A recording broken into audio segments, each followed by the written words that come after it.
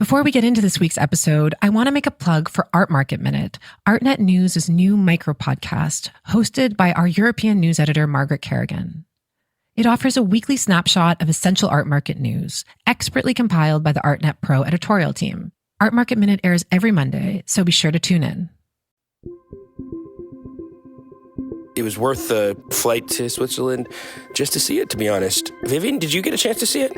Whatever it's called? Luckily, I had a chance, and I know people who went like every day throughout the time they were in Basel. Yes. Oh, wow. That's cool. I'm Kate Brown, and this is The Art Angle, a podcast by Artnet News.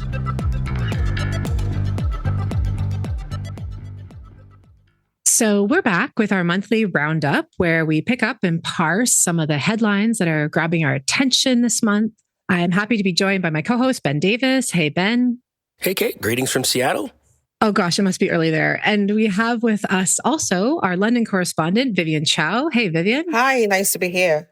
Great to have you. So it's been a busy month. We have lots to talk about, and the art business may be going on holiday right now, but not just 2 weeks ago. Everyone was in Basel, doing big business there between the Agnes Dennis wheat fields and the cow pastures at Fondation Bayer. So we have a lot to get into. We'll talk about Basel and some of the takeaways from the fair this year now that the dust has settled. We'll talk about social media and how it's changing performance art. And then we'll look into the life and legacy of the highly esteemed dealer Barbara Gladstone, who died at 89 last week. But before we get into all of that, I'd love to know what you guys have been up to lately. I, for one, was locked away working on this piece about performance art, which we'll talk about in a bit. But I am going to go see the Caspar David Friedrich show that's in Berlin this week. You New Yorkers are going to get it big next year. The 250th anniversary is going to end at the Met. But right now there's this tour going through Germany. So there's a lot of Caspar David Friedrich shows and reviews and chatter. So it's a big thing here. Wow, that is a big deal. I'm very excited about that. Are you a Friedrich fan? I am, yeah. He's cool. His works are extremely beautiful, and they dovetail with a lot of issues like climate change and nostalgia and romanticism. So he's highly relevant, I would say, in spite of being dead since 250 years. But what have you guys been seeing lately? So after Basel, this is a very busy week in London because of the London sales. And then there are also two small fairs. There's Eye of the Collector and also Treasure House, which is a replacement of Masterpiece, which got shut down last year. And I think something to pay attention to is how the sales and the market before the general election, which is happening on July the 4th. So that's quite a lot going on. I feel that we're in quite a roller coaster week just prior to that, big moment leading up to the election. Yeah. Right. People keep saying people want stability and certainty, and there's all this, we'll be able to really talk about the future when things settle down, and then there keeps being more uncertainty and instability, with the UK elections being just the latest example of that. And also the French election, which is also coming up, has some talking points with the art market, given that it's a booming industry there right now too. So what about you, Ben? What are you up to these days? Oh, well, I am in Seattle on personal business. It's my aunt's 80th birthday. She's a very esteemed anthropologist, Dean Falk, and very important to me. So I'm on the West Coast, but I went to Switzerland to give a talk at Art Basel and got to see some art there. As for New York, I'm finishing up a review of a show at PS1 by an artist named Melissa Cody, who's a Navajo Dene artist. Works in traditional weaving, but it's kind of remixed. Very exciting work to me. It has a very interesting dance between tradition and innovation, and she brings in all kinds of interesting references. And this one particular work called World Traveler really stuck in my head, which is just this very complex, interesting textile work. There does seem to be a textile moment. Brian Boucher wrote a piece about the continuing, never-ending renaissance in textiles going on that people should read on the site. Really put something into words for me about how textiles are plugging into this contemporary moment in this very particular way that's really contradictory. It seems to have something to do with looking to tradition and something that feels grounding in a really destabilizing world. And then, on the other hand, textiles have this kind of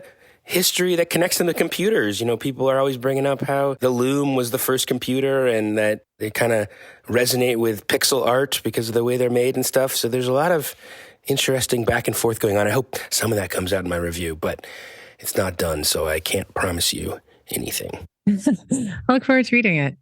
Well, let's start talking about Basel. There was a lot of change this year. The Rhine was very bumpy, I heard. No one was floating down it. There was a lot of new initiatives. There's a new director in town. Vivienne, what was the deal? Maybe you can run us through some of the highlights. Well, the weather is certainly different this year. I think we've been having quite a few warm Art Basels the past few years, but this year, all of a sudden, I think it was a bit chilly. But that's what people say. Like every 5 warm Art Basels, you get 1 cold Art Basel. So maybe this is the rhythm, and we're in the cold year.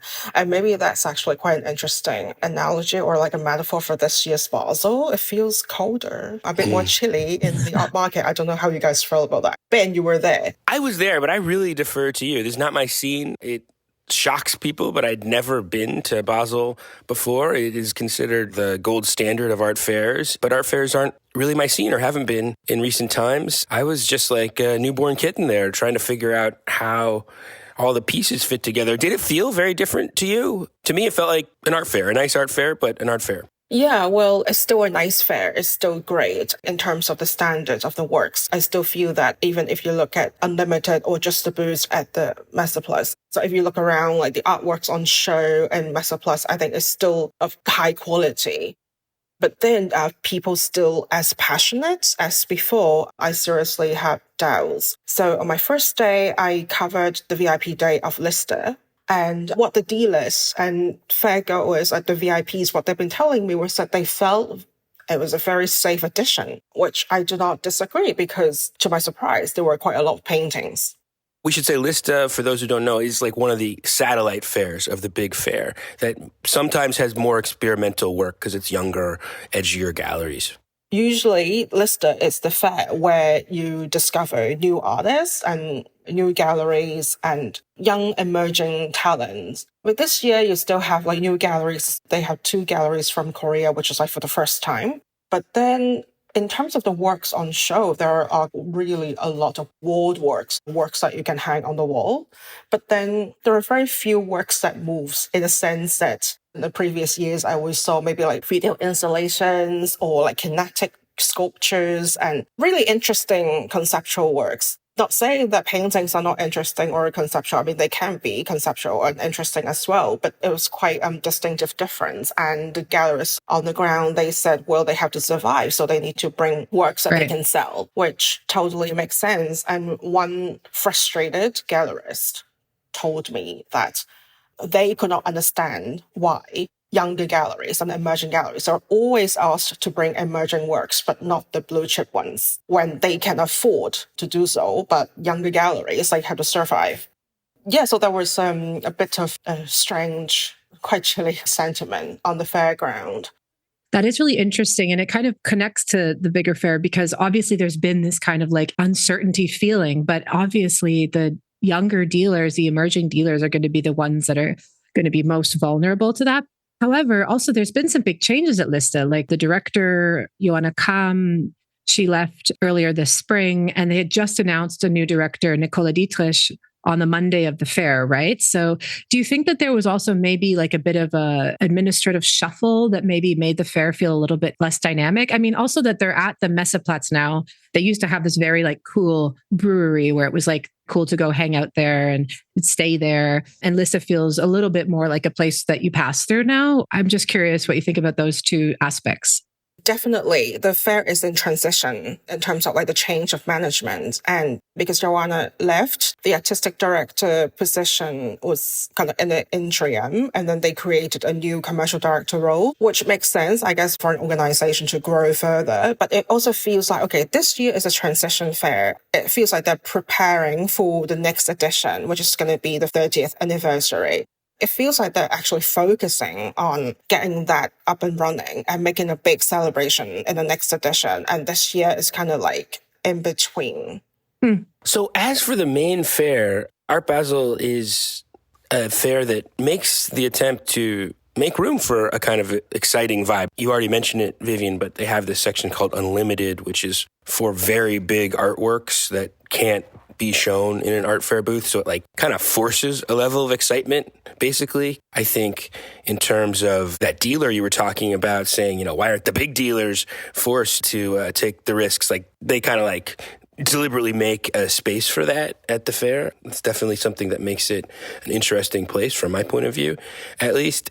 I think there's a little bit of a danger of kind of that we're singing the same song over and over again, that the state of the market is kind of uncertain. That seemed to be the message coming from all the reporting that I read about this fair, that, you know, people talk a good game, but there's a lot of jitters and sort of flight to safety going on underneath. I thought the interesting thing in some of the reporting was the pushback from some of the dealers denouncing the doom porn in the media, which means us, essentially, people talking about the jitters in the market and things failing to sell. Yeah, that was Ivan Wirth from Hauser and Wirth, who sent out a statement to the press with this quote, "Doom porn currently circulating the art press." And along gossip grapevines. I mean, I love that. Yeah, and it did. And then he said, you know, the market is resilient and it's at a more quote unquote humane pace. So even that in and of itself sort of acknowledges that there has been a slight downturn. It's not as like frothy as it was a few years ago. Yeah, I'm curious what you guys think about this statement. You know, I always appreciate when dealers give their opinions about things because often they are just sort of say everything is fine. Yeah. And like kind of like move you along. Yeah. Thanks for reading. Thanks for reading is what I say. Yeah, I do just find that to have the most powerful art gallery in the world be like, you're sensationalizing. Like, this is not as uncertain. This is not as like precarious. Like, stop it with all the bad news. You know, you're like spooking everybody. But I find it's a little problematic, as per what we were just saying, like with some of the dealers at Lista and many other people that were spoken to at Basel. Like, there is a real sense of uncertainty. There's a war in Europe. There's all sorts of like multiple fronts happening, and the industry is rapidly changing. So to have the gallery that has the biggest sales, I think they sold 13.5 million Giorgio Keith. They had like the most expensive work on paper. It was 16 million. And to hear it from them, it was a bit rich, in my opinion. The gallerists I spoke to, they're more like emerging or mid-tier galleries. I think they try to be as optimistic as possible and they're doing their best. But the reality is, it's a challenging market. So for them, it's about survival. It does highlight that it's such a game with expectations. I mean, it is a thing where, to a certain extent, desire creates its own reality. And people are trying to get ahead of that and create this space for people to be happy about their luxury consumption. So, of course, no one wants to tell like a negative side of that. On the upside, the attendance this year was like 91,000 visitors, up from 2023, like by almost 10,000 visitors. So I think there is reason for optimism. Didn't you have to stay on a boat, Ben, because there wasn't enough accommodation? Like, you know, there was a lot of people coming to town. That's what I was going to say, is that there's a little bit of an ambiguity to me. I can't quite square the narrative about jitters and so on with the other narrative that Basel hotel accommodation was very expensive, I guess. It was flooded with people. I had to stay on a boat. That's where the official speakers for the fair were staying. And I think this even factored into your reporting, Vivienne, when it came to like Asian collectors, right? And I thought there was like an interesting observation that you were talking about. Yeah, it felt quite strange this year. Usually the collectors from Asia, they would be there on the first 2 days, and you see that you bump into them at Lister first before the opening of Unlimited. But then I felt that the people I would usually see at Basel, I don't see them. I didn't see them there this time. But then all of a sudden, they started turning up on Wednesday. Monday is the VIP day of Lister and then Unlimited. Tuesday is the first choice VIP day. Wednesday is the Vernissage day. But then for some reason, I didn't see many of them until Wednesday. So that was quite strange. And then I saw a lot of new faces, like people I never saw before, a lot of younger faces. And I think it was quite noticeable that there was a group of Japanese collectors walking around. Some of them are really, really young as in they look like they're in their 20s or maybe early 30s. So that could be because of the organization of Art Week Tokyo, which is in collaboration with Art Basel. So they've been bringing some Japanese collectors to Art Basel. But then besides that, it's a very different composition of Asian collectors I see in Basel this year. Meaning more Japanese collectors and less from China and Korea? Less from China, less from Hong Kong. The Koreans, some of them are new faces. And also some maybe from other Asian regions, like maybe some from Southeast Asia.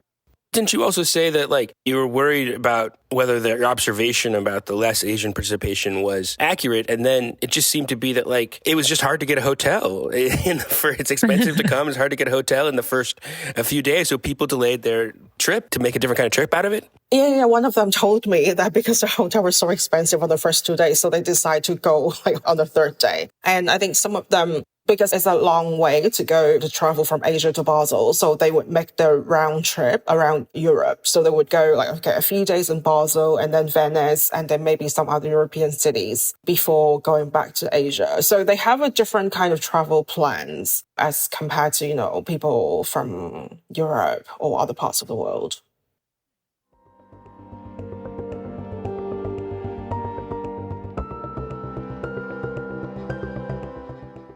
So on the ground, of course, there was lots new, like parkour. The sort of outdoor section of art was on Klarstrasse. There was a new activation at the Marion Hotel. There was Basel Social Club. There was also this great exhibition at Fondation Baylor, which everyone was talking about and everyone was like filming. Ben, you got to see that, right? Yeah, actually, I wrote about it. I have a review of the show at the Baylor, which I don't even know what to call. It has like a mobile title, like the title changes all the time. So I don't even know. It was called Dance with Demons when I was there, I think, or something like that. It's called Home of the Stranger now. Home of the Stranger. Yeah, see, there you go. No, it's called Lateness of the Hour. Sorry, it changed again. Yeah, well, talk about trying to drum up excitement or interest. The Baylor Foundation is like the big museum. I think the most attended museum in Switzerland, if I'm not wrong.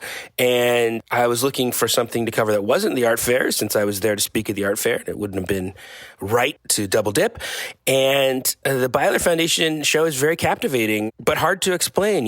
It brought together a bunch of artists to essentially do experimental stuff in this space, which involved a lot of performance, a lot of activating the space in new and interesting ways. Like there's a installation that's just a greenhouse out front. There's like an artificially intelligent robot tower out front. There's like these clouds of mist that activate in front of the museum. They're inside Tino Segal, who's an artist who works a lot in performance. The Baylor has this excellent collection of modern art. And he's doing this performance where you're continuously changing the paintings. So you see these like really famous paintings, art handlers like moving them through the halls during the show. When I was there, Tino Segal himself was there, kind of like watching it all happen, watching it unfold. And the point is to feel the museum is alive. It's this living experience. I mean, there's more ideas in it than I even know what to do with. I thought it was really interesting and good. It was worth the flight to Switzerland just to see it, to be honest. Vivienne, did you get a chance to see it?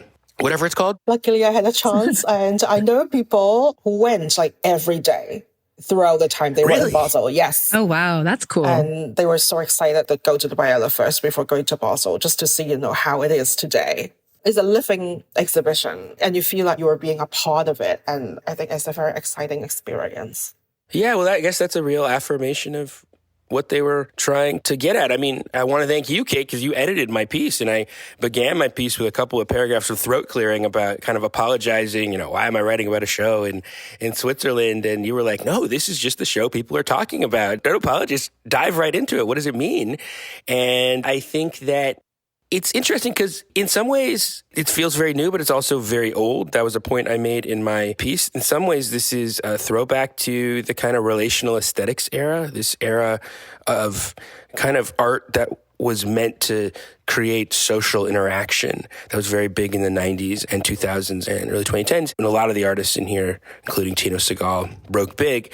And it's interesting to feel like there might be like a revival of that kind of work. It definitely just felt suddenly fresh. I would say I understood what it was getting at in a way that I didn't maybe when I reviewed the Pierre Huy at LACMA 10 years ago, although I think he's a very good artist. Maybe that dovetails with our next segment too. I think so. I think that show was a living organism for the people like Vivienne's friends who were going back multiple times, but also it had this real like sense of online life because there was people just filming all these activations everywhere.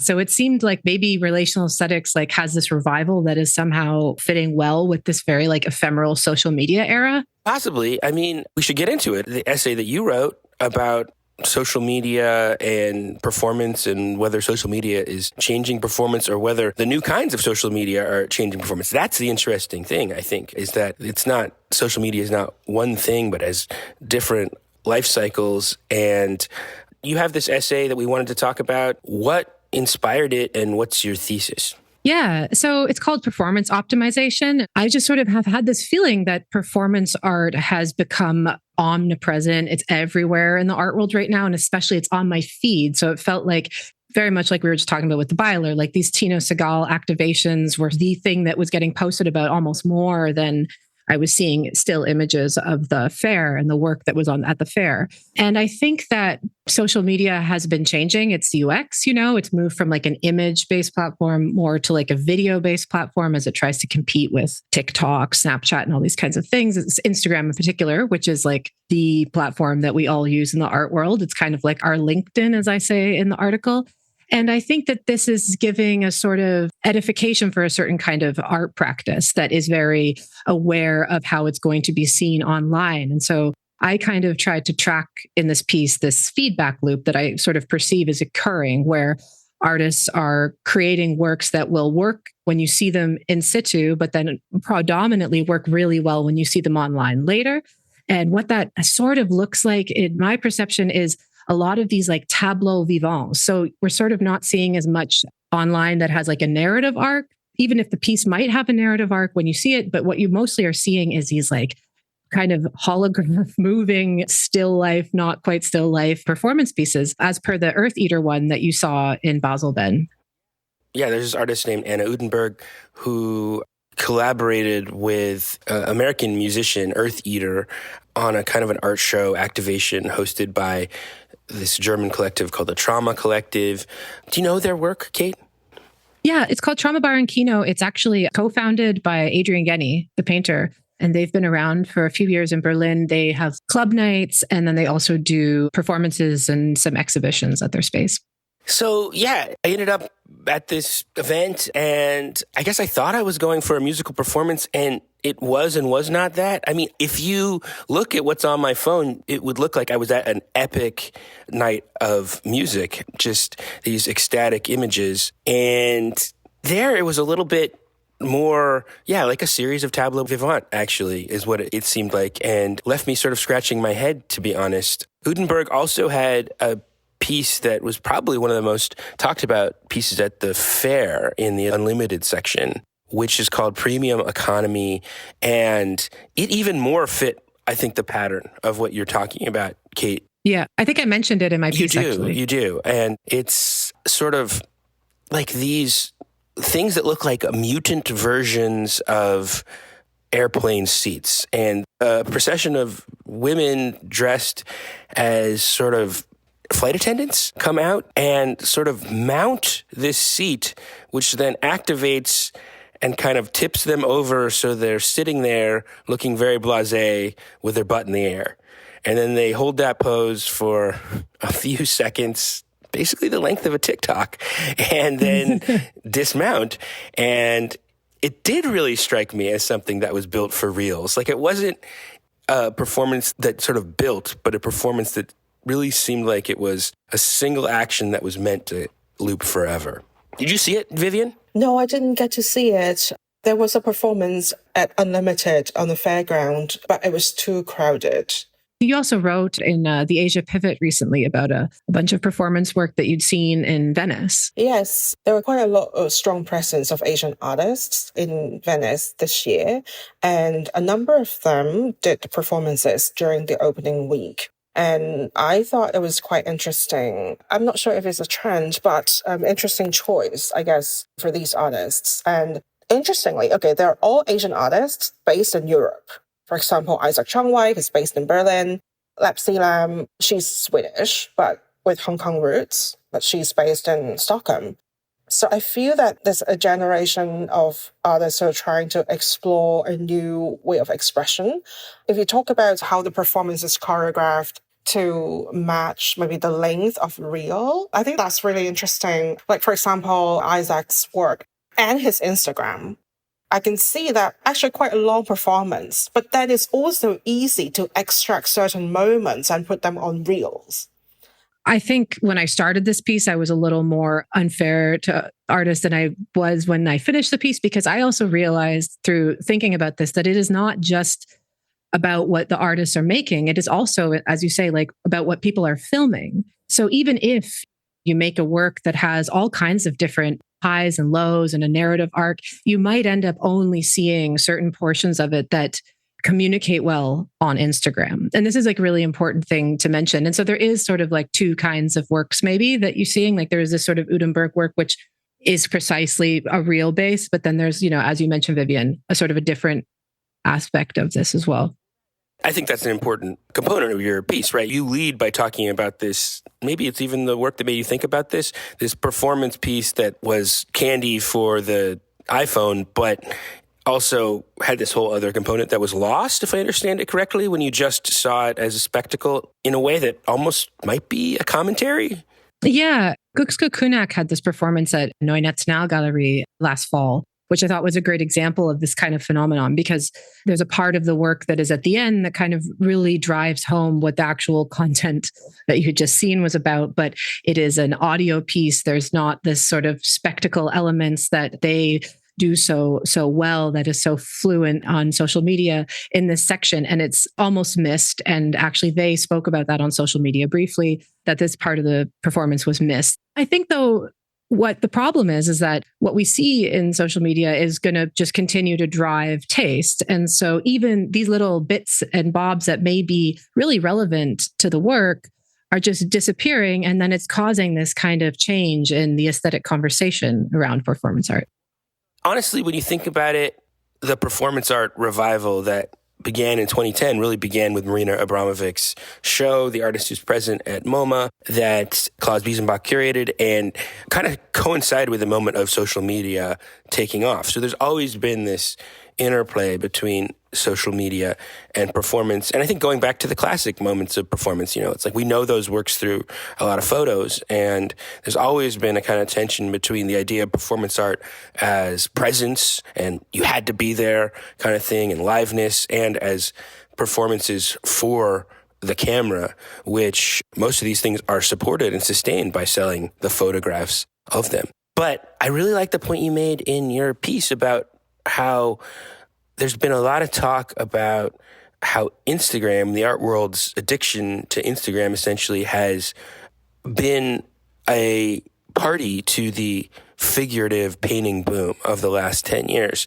That a certain kind of figurative painting with figures in it looks really good on Instagram, circulates really well, and painters will even talk about this. It's like the Instagramification of the art world contributed to that circulation of that kind of art.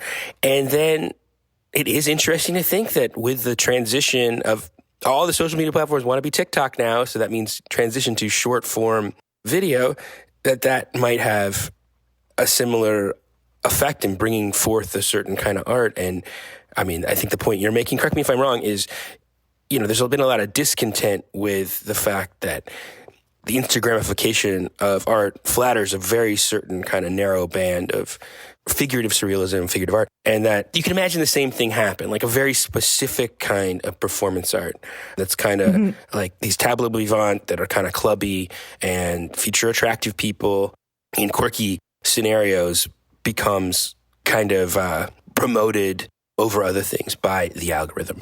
Exactly, yeah. And, as we have said on previous roundups, the trends in painting has kind of started to tread water somewhere between figuration and abstraction, and nobody knows what to do next. And it kind of just like almost got stuck somehow. And I think that we should wonder what social media has done to painting in that respect, because, as Kyle Chayka argues in Filter World, which is this great book that I really recommend about how the feed has like flattened so many aspects of culture. He briefly talks about painting and basically says that it flattens the differences of painting, and kind of through the sort of memification and the repetitive aesthetic that you start to see, as in like Kardashian looks in the fashion world, for example, it just ends up flattening everything. And I think we saw it with painting, and painting is a little bit in a stasis right now. And so it's maybe my piece was sort of a caution for the world of performance art, which is such a dynamic and amazing field and brings people together physically in a really specific way. And so it would be a shame if it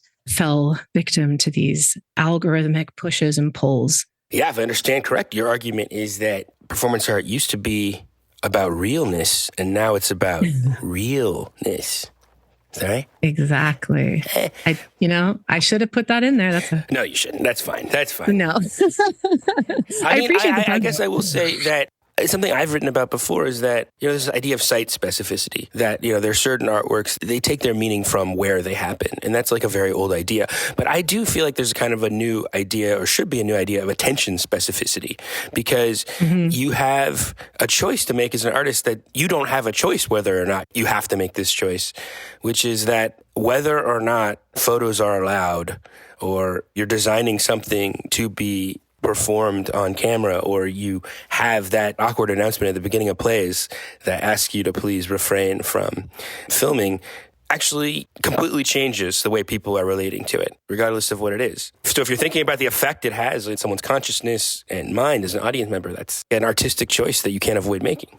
Yeah. And, to move to our next item, I was listening to a podcast interview that Charlotte Burns did with Barbara Gladstone, who died last week. And she was saying something along these lines about young artists, that she was worried about the future of art in a way, because she sees artists just making art, thinking about social media already, and that she was really struggling with this kind of shift herself as a very sensitive and thoughtful dealer. So maybe we can start talking about Barbara Gladstone a bit. Ben, do you want to intro her life and legacy and the news of her death? Well, Barbara Gladstone, who was a legendary art dealer, passed away this month. She was 89. She died in Paris of a brief illness, and is really one of the great contemporary art dealers. So we thought that it was worth marking her passing. The gallery was founded in 1980. She is, along with Matthew Marks and Metro Pictures, one of the galleries that moved to Chelsea and made it a contemporary art hotspot.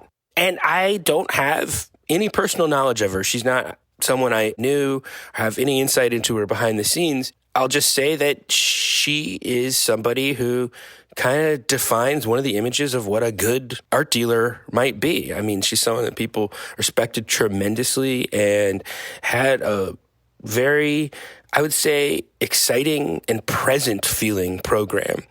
She worked with artists who felt like they were saying something about the present, and in a variety of ways. Like, it was a diverse program. She worked with people like Thomas Hirschhorn, Cyprien Gaillard, Ian Cheng, Arthur Jaffa, Annika Yee, Wengechi Mutu, Shirin Nishat. People who all have very strong individual styles and do the thing that I think people say they're hungry for when they talk about, the art world feeling safe right now, which is explore modes of working that feel like they're pushing the limits, but that also connect with people on a aesthetic level as a rewarding artistic experience that feels like the gallery space is being used in different ways. So, interesting figure, an important figure. It feels like kind of the end of the era. Do you guys have any thoughts about Barbara Gladstone? I'm curious, Vivienne, did you make it to her space in Seoul when you were there? Yes. She was one of the first ones who had opened up there, I think, right? Yeah, there's a space in Gangnam district, which is kind of close to COEX, where Free Seoul and Kiev Seoul take place. To the Asian art scene, I think people admire her for being like a pioneer, and also to bridge the gap between the two worlds. Because for Asian artists, it's very hard for them to get that level of exposure in the West. And so to them, having this kind of presence is very important. I'm also curious about what you guys think about this succession plan, because it feels like it's all very well organized. And I feel that this is like a generation of art dealers that they also need to think about these things now. Right. Well, she had taken over Gavin Brown Enterprise in mid-2020. So it seems like things were quite set up. There was also Max Falkenstein, Carolyn Lutze, Paula Tsai, at the helm. I think the gallery is going to continue being this excellent place for seeing exactly the kind of art that you just described, Ben. I mean, it's an interesting thing. I mean, galleries are personality driven. A lot of times they're, one-person shops, even when they're big galleries dominated by a single person. There was a very planned out roadmap of what would happen, how the gallery would go forward. It's interesting to think about that as not just a business decision. A commercial gallery is a commercial gallery. Like, it's a business and it's about placing artworks and supporting artists through sales.